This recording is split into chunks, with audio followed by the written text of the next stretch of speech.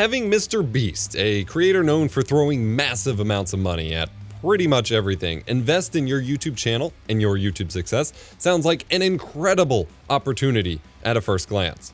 Unfortunately, this dynamic could be absolutely terrible for the creator scene on the whole, with the consequences extending beyond MrBeast's own intentions now that he has opened up Pandora's box with this, and I'm pretty concerned about it.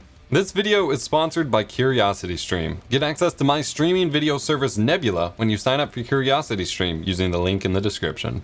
I'm EposVox, the stream professor, and I've been on YouTube for over a decade. I've worked for a variety of companies in the industry and seen a lot of crap. Creative juice is giving me red flags. While I'll remain skeptical rather than completely against it until we get more information, I want to talk about why I consider this entire idea and the ramifications that will come from just him even announcing it are some pretty big red flags. I'm coming at this from the perspective of someone who's been around on YouTube since pretty much day one and has seen everything, and who worked at an MCN for 4 years along with being a channel in multiple MCNs over the years.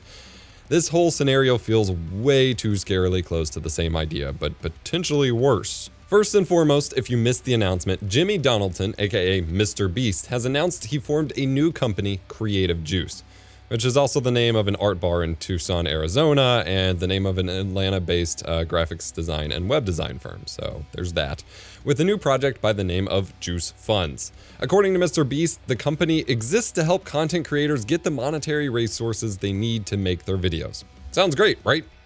Someone with his level of cash could do a lot of good to give back and contribute a wide gamut of services and monetary bottleneck-based benefits to creators.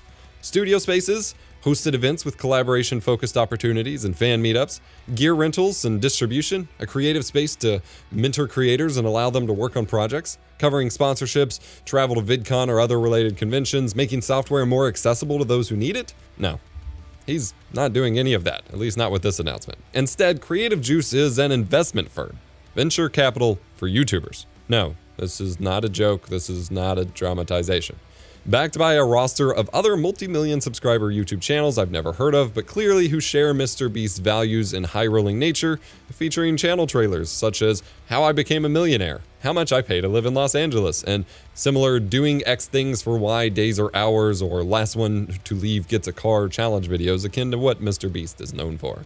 That's not necessarily a terrible thing on its own, but then you scroll down and much less emphasized is the Investors Include section, listing 4 different venture capital groups who also have stakes or plan to buy into channels through Creative Juice as well. I mean, money has to come from somewhere, right? Sure. But VCs aren't charities. They're not involved to give back to creators. They're here to make a profit from creators. This isn't investing in a YouTuber's success out of the goodness of these already rich creators' hearts.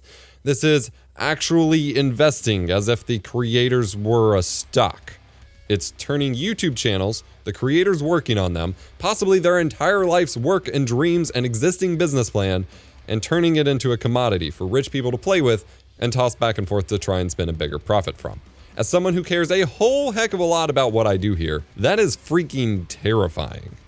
So while editing this video, I was going through the articles about this announcement and found a name that I had not yet noticed as an investor in Creative Juice. Scooter Braun.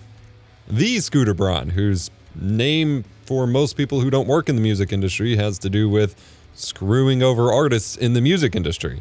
You don't want him on something investing in your channel. And that's kind of what I'm trying to get at here, is this is not MrBeast himself investing in your channel as a person. This is an investment firm full of a lot of people whose primary goal is to just capitalize on you. Backing this are MrBeast's original tweets about this idea back from December 2020, which clearly, very clearly reveal his motivations plain as day. I wish there was a way to invest in social media influencers. IDK anything about the stock market and find it boring. He wants influencers to be more entertaining stocks. Like when I see a channel I think will blow up, I wish I could just like buy shares in it or something, LOL. When he knows a channel will make it big, he wants to get a chunk of their success. He wants to profit from other people's success. Any small YouTuber want to give me 10% of your channel for like $10K to $100K dollars, depends on your size? Let's run an experiment and see how it goes, LOL. 10%. 10%. That sounds super small. but this is the exact same kind of percentaging that MCNs pulled to scrape far more money from channels than they ever delivered in value. If you find actual solid financial success on YouTube, that 10% beats out 10K by a long shot, and if you start getting into real big boy numbers, it beats out the 100K mark as well. Now, I have to admit that I too had this thought when I was a young YouTuber thinking of get-rich-quick schemes to fund my lifestyle. When I was a fledgling creator making crappy gaming videos, I would look at the numbers of other massive channels for the time and think, man, I wish I had some way of talking them into even giving me a small percent of their monthly revenue. They wouldn't care and it would be life-changing or game-changing for me. But I was a young teenager dreaming of things that I knew the second I thought of them wouldn't work, and I wasn't financially well off. MrBeast has all the money he could ever need. Scroll down on the website and you can read that investment isn't the only thing they have planned. Neat. Let's see. A dashboard where you link your various social media profiles and track analytics, and it provides rate cards and sponsorship opportunities, etc. Anyone who has had recruiters of crappy MCNs contact them know that this is the exact same thing the recruiters try to flex as a helpful tool when attempting to recruit the creator to the MCN. This is almost image for image the exact same thing you would see on the MCN recruiting websites. The only real difference being here is that it seems to focus on the business valuation of someone's channel business on the whole. Realistically, the vast majority of creators on YouTube have no reason to be concerned with this. We're not publicly traded companies. This wouldn't benefit sponsor agreements anyway. This is just the information for the investors to keep trading on you to determine if they can make a profit from you. This feels really gross right away, and I'm not sure I would have even advertised this even with the right intentions. While yes, investment and MCNs are very different ideas on the surface, there are a ton of similarities here right on the bat, and the potential for abuse or creators not getting what they deserve is very much here. MCNs quickly showed us that the ability to make money from creators at scale leads to exploitation and laziness on the part of the people exploiting the creators. It starts as a good, helpful idea and quickly turns into a pyramid scheme. Those venture capital groups don't have the same passion for helping creators that MrBeast might have, and they will want to spend this for profit. Otherwise, what would be the point? As MCNs taught many of us, small cash up front does not make cash return over time worth it. The value delivered becomes unequal in situations where that upfront amount make or break the channel from existing, and making it are rare if they even exist. Turning people and their careers into a commodity is exploitative. Period. Investing is a profit-driven, impersonal business that, when applied to an individual's career aspirations and livelihoods, will ruin just as many or more lives than it would change for the better. At best, it just wouldn't help a lot of the people involved and waste their time or potentially set them back in their career elsewhere. While the articles claim that the goal is to acquire minority stakes in creators, creators aren't set up like stocks. They're not set up to be divided up that way. So when they become reliant on Papa Beast's money, they also become beholden to doing whatever they say to try to become profitable. And again, if you actually become profitable, that X% that they take could outweigh what they give you in the first place. Fast. While all these things are assuredly thought about on some level here by the people involved, they're also kind of inevitable. This isn't a charity or growth boot camp. It's called an investment, which comes with all of the gross and messy sides of that. It will spark plenty of other bad actors looking to purely spin a profit to take advantage of creators, and will likely even happen for Creative Juice as well. I believe this is a well-intended venture to whatever degree a profit-driven investment operation can be. But given that all of MrBeast's values when it comes to creating seem to be based on throwing money at problems that don't always need money thrown at them, or where that's not even the appropriate answer, I do not see this working out as intended. MrBeast is young. He's 22, thrown into life of riches and fame while being very inexperienced and figuring it out along the way, like a lot of us. He certainly has found some good things to buckle down on, but I personally can't see someone whose claim to fame is doing something 5 million times in a row until he got famous doing it, being who I want in charge of other people's channels and trajectories, unless they want to do that exact same thing, which most people can't just do. Jimmy is a hammer. He's looking for nails. His answer to literally everything on YouTube is do something more than everyone else or spend more money than everyone else. No joke. His answer to how he'd run a tech channel was he'd shoot more video than everyone else so he could make the best video. That's just not how it works, man. If he started a tech channel, I'd 100% expect that his videos would be selling RTX 3090s for $1 and using the latest iPhone for 500,000 hours, with no real tech involved. And it'd do well. He'd be praised as dominating another niche, but it wouldn't really be a tech channel, and any more than his existing videos are car videos or real estate videos. You cannot just apply MrBeast's own formula to everyone else's channels. It's not sustainable. Hell, he's admitted it's not sustainable for himself. In a quote where he says this idea came from the fact that he had to take out loans to cover sponsorship money that got delayed in order to make his videos, because he spends all of his money back into his videos. No one should be doing that. That's not a good idea. That doesn't sprout up a business opportunity to say, hey, let's put everyone else in this crappy situation, because that's just insane. Especially when you consider a lot of creators have families, obligations, dependents. Like, that meant you shouldn't have been spending that money. Those are risks most creators shouldn't take. And for most people, that's not a payoff. This is a quote from MrBeast in Daryl Eves' latest book. I'll give you an example. If I was Coca-Cola, I could build a pyramid of 1 million Coca-Cola cans. Or I could make a video called I Filled My Friend's House with 1 million cans of Coca-Cola.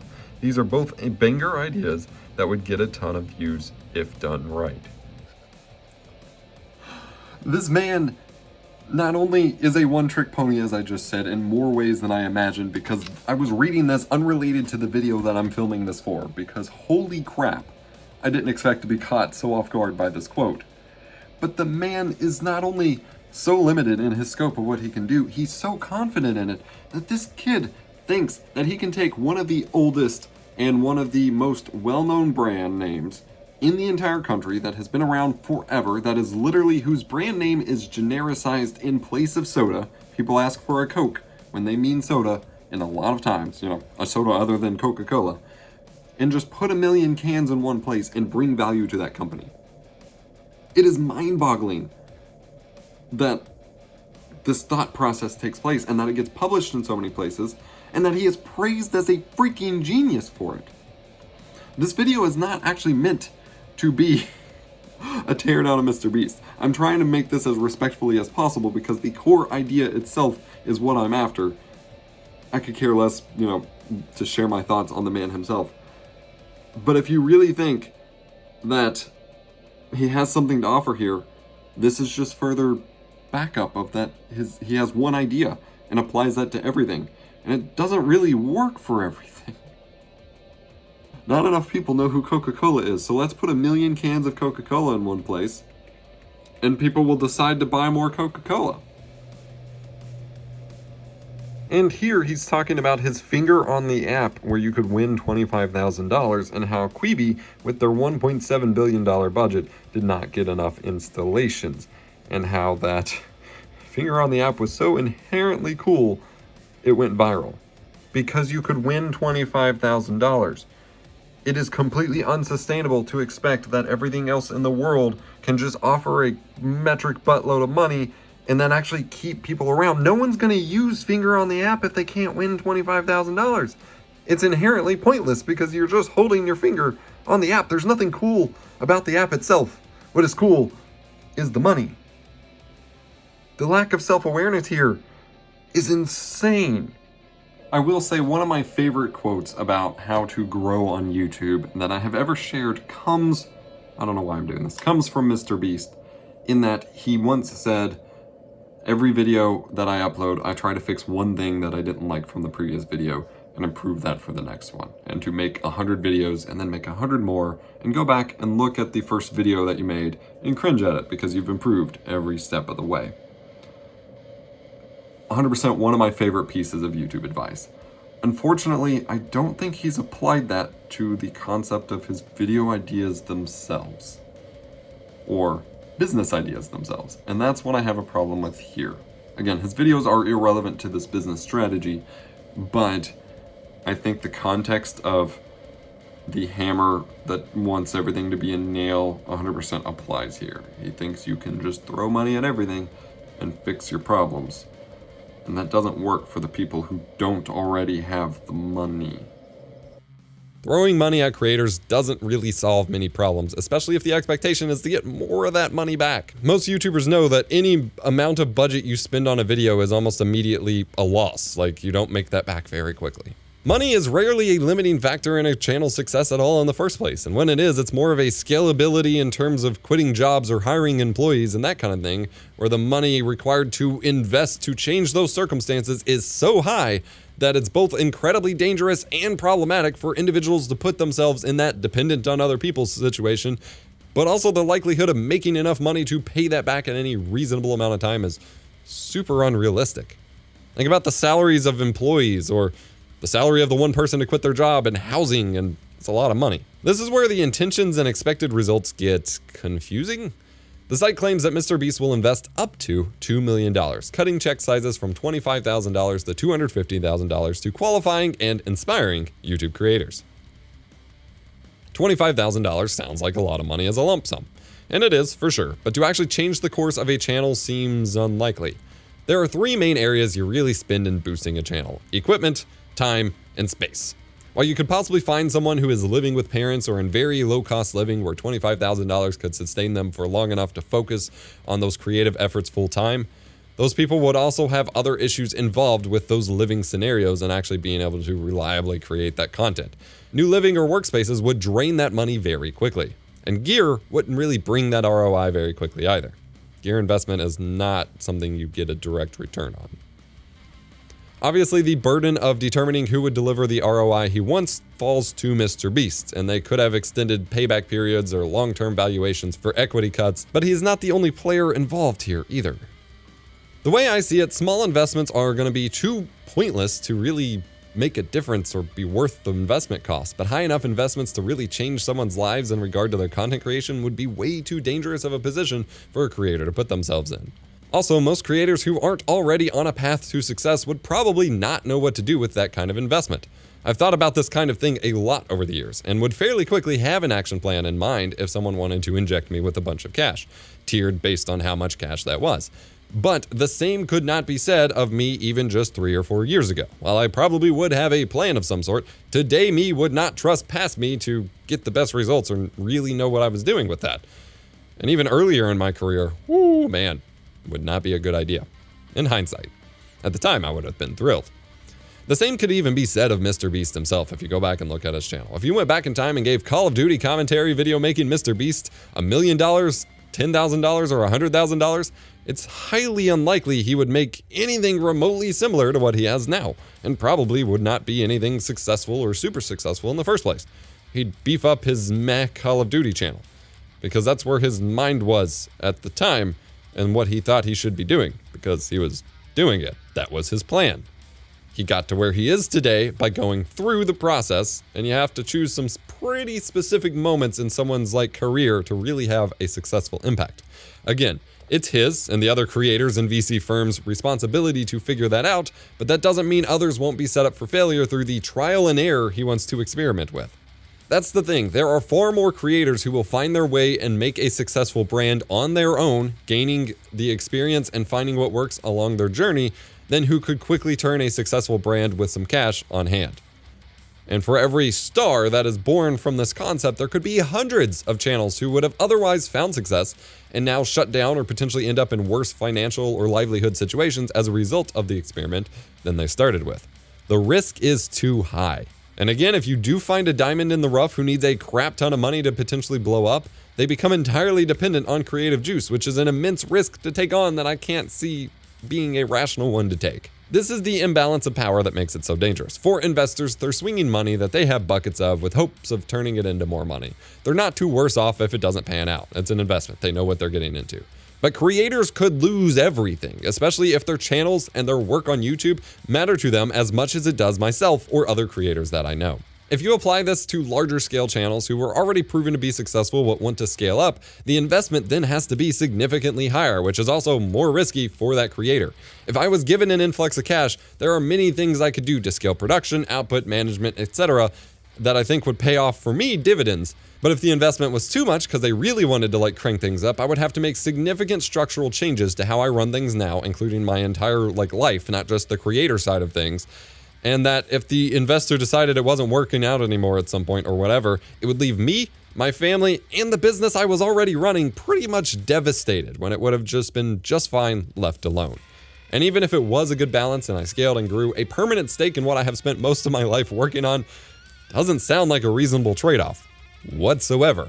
Especially when I don't have plans to be a major corporate entity like Linus Media Group or whatever. It just doesn't make sense for most creators. There's also the issue of that stake, meaning creators are beholden to investors' wishes or demands. Investors will want to turn a profit, or at minimum make their money back, and will want to exert whatever is in their power to make it happen. And yes, those things come disguised in the form of things like tracking and mentoring. The rhetoric is focused on it being a minority stake to give comfort that creators still own their brand. But again, if you're not set up to divide your brand into different share percentages, then you just become dependent on that investment money because that's where the money's coming from. For what you believe to be your potential, you're going to do whatever the money bag says. I fully believe that this venture comes from the naive mind of a young 22-year-old. We were all idiots at 22, but thought that we knew everything. I rolled my eyes at this when I was 22 and quickly realized the truth. That's not to say that MrBeast is an idiot, but that we all have lofty ambitions and think that we have the plan when we're that age, and rarely does it turn out to be true. I think that MrBeast wants to do good, but he also thinks that the solution to every problem is to just spend more money. But I also believe that a lot of creators will get taken advantage of based on this idea. Not even necessarily by MrBeast directly, though there's enough other hands in the creative juice pie that I don't really trust anything he claims to be the plan to actually be the full intentions of everyone involved. But simply by making this phenomenon an acceptable reality, there will be many others who show up to invest in channels, pressure channels into agreements that aren't in their favor, and screw them over, intentionally or otherwise. And the fun catch is that creators who need an influx of cash likely can't afford to pay a lawyer to make sure everything is in their best interest. Think of the social network scene where Eduardo gets screwed out of all of his shares having value by who he thought were his lawyers. Same idea. This already happened for years with MCNs, and it will happen again, even if not by creative juice directly. The thing is, this isn't even necessary, and that's what baffles me. There's a million different ways that MrBeast could leverage his money to actually benefit creators in a less gross and messy, profit-generating focused way. Casey Neistat started 368. YouTube invests in similar ideas. I came up with some at the start of this video, and there's plenty of original ideas he could potentially come up with. But instead, it just feels like a bunch of rich creators got together and thought, what if we could make money from other creators? And no one with a conscience gave them pause. For those who want someone to invest in their work and success, talent agencies exist. Many streamers and creators are a part of them. They only take cuts of the money that they have brought you, assuming you're in one that's worth its crap, and they work to bring you success because that's how they make money. They don't require money from you that they didn't earn, and they don't require a freaking stake in your business. In fact, the agency that I'm with, Standard, is the opposite. Standard is creator-owned from the get-go, which means I get the opportunity to own equity in the agency and be a part of the driving force of the agency, not the other way around. That's how it should be, full stop. Through this, we've actually built our own video platform to help reduce our dependence on YouTube and keep us away from issues like this. My videos are higher quality there, ad-free, and often extended from the YouTube versions. This site is called Nebula, and we've partnered with CuriosityStream. It features YouTube's top education creators such as Legal Eagle, Thomas Frank, and Low Spec Gamer. CuriosityStream saw what we were doing for educational content and wanted to partner up. We've worked out a deal where if you sign up with the link below, you not only get access to CuriosityStream and their library of thousands of educational and documentary content, but you also get access to Nebula for free for the entire duration of your subscription to CuriosityStream. For a limited time, CuriosityStream is offering 26% off their annual plan, making it less than $15 per year for both CuriosityStream and Nebula. Check out Conscious Capitalism to learn more about how many are thinking about capitalism and spending and making money in more ethical ways. Head to curiositystream.com/epos for the best deal on streaming and get access to both sites for under $15 per year. It's pretty crazy. Just do it. Like I said at the start, we don't have a ton of information about how creative juice will just run yet. This is skepticism out of the desire of protecting creators from big red flags that I'm getting that are very reminiscent of some dark times I've already seen dominate YouTube culture. MrBeast's intentions could be pure, but that doesn't mean he won't inspire a wave of other creator investors who choose to do more harm than good, or just do so out of inevitability. It remains to be seen how this will play out, but I can't imagine turning over permanent equity in my business for this kind of thing. Hope you enjoyed today's video. Hit the like button if you did, subscribe for more tech and creator education, and I'll see you next time.